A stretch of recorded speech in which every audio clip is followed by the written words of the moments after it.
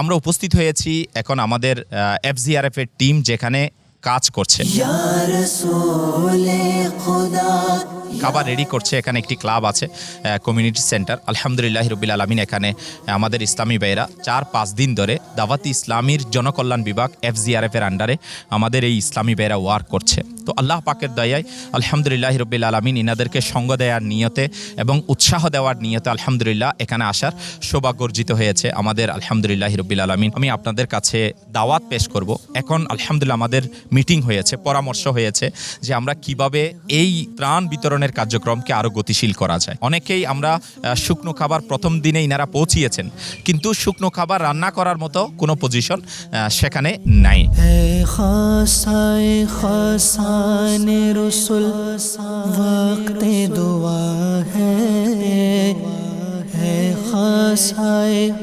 পানি উঠে গিয়েছে বন্যা প্রাদুর্ভাবের কারণে। অনেকের তো ঘর বাড়ি নষ্ট হয়ে গেছে, অনেকের রান্নাঘরও নষ্ট হয়ে গিয়েছে, চুলা ডুবে রয়েছে। তো এই কঠিন পরিস্থিতিতে যেটা এখন সবচেয়ে বেশি প্রয়োজন মনে হয়েছে সেটা হচ্ছে রান্না করা খাবার যেন অন্ততপক্ষে 1 বেলা 2 বেলা ইনারা আহার করতে পারে, এবং বিশুদ্ধ পানি।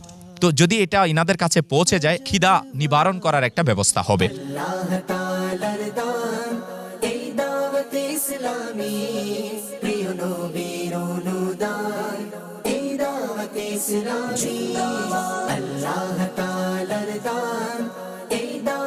তো মাদানী চ্যানেলের দর্শক শ্রোতা এবং সোশ্যাল মিডিয়ার দর্শকবৃন্দ, তো আমি বলবো আমরা আর্জেন্টলি যার যেভাবে সম্ভব, তো আমরা অবশ্যই রান্না করা খাবার এবং বিশুদ্ধ পানি অন্ততপক্ষে আপনি 1 বেলার জন্য পারেন, 2 বেলার জন্য পারেন, 1 দিনের জন্য পারেন, আপনার আমার প্রত্যেকের জিম্মাদারি এটা তাদের কাছে পৌঁছিয়ে দেওয়া।